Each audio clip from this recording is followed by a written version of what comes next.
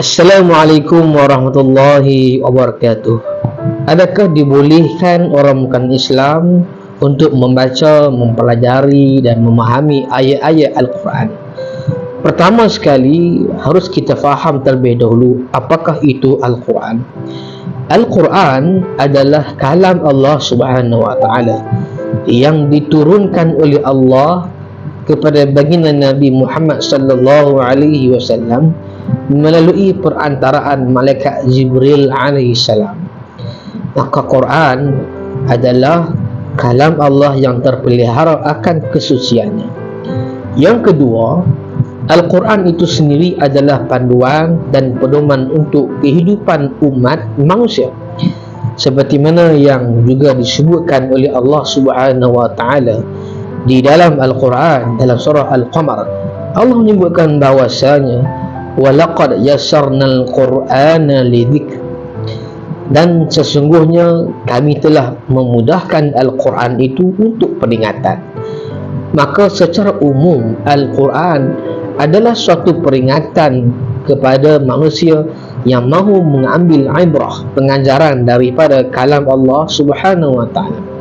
Maka melalui ayat ini jelas tidak ada suatu larangan ataupun suatu tegahan kepada mana-mana manusia yang bukan Islam untuk tidak boleh membaca, mempelajari dan juga memahami ayat-ayat Allah Subhanahu wa taala. Yang ketiga, dalam rekod sirah Nabi sallallahu alaihi wasallam juga, satu ketika bagaimana Nabi Muhammad sallallahu alaihi wasallam telah menulis suatu surat kepada pembesar Rom yang bernama Hercules, dan di dalam surat itu juga Nabi sallallahu alaihi wasallam telah pun menulis ayat-ayat Al-Quran sebagai peringatan dan juga sebagai pemahaman kepada Hercules.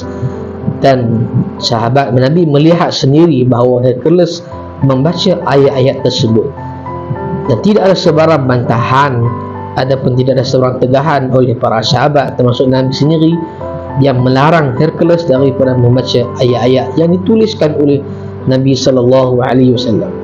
Maka berdasarkan sirah ini juga, maka tidak ada sebarang bentuk dalil yang khusus untuk melarang orang bukan Islam daripada membaca, memahami dan mempelajari ayat-ayat Al-Quran. Namun demikian, keharusan ini terikat kepada bagaimana niat dan tujuan orang bukan Islam mempelajari, membaca dan memahami Al-Quran. Jika niat sebaliknya untuk tujuan menyindir, mempermain-mainkan ayat-ayat Allah Subhanahu wa taala, bergurau dengan ayat-ayat Allah taala, maka hal ini dilarang dengan tegas oleh Allah Subhanahu wa taala. Dan larangan mempermainkan ayat Allah ini juga bukanlah sahaja terangkum kepada mereka yang bukan Islam, bahkan termasuk mereka kita yang Islam. Maka sebarang bentuk sendagurauan ataupun penyindiran yang menggunakan ayat-ayat Al-Quran adalah sama sekali dilarang. Namun jika orang bukan Islam membaca Al-Quran, mempelajari Al-Quran, memahaminya untuk tujuan mempelajari, untuk tujuan mengambil ibrah, peringatan seperti yang disebutkan oleh Allah Subhanahu wa taala, maka tidaklah ada sebarang bentuk larangan, bahkan digalakkan, kerana Quran juga adalah untuk mereka yang bukan beragama Islam. Semoga ianya bermanfaat, insya-Allah.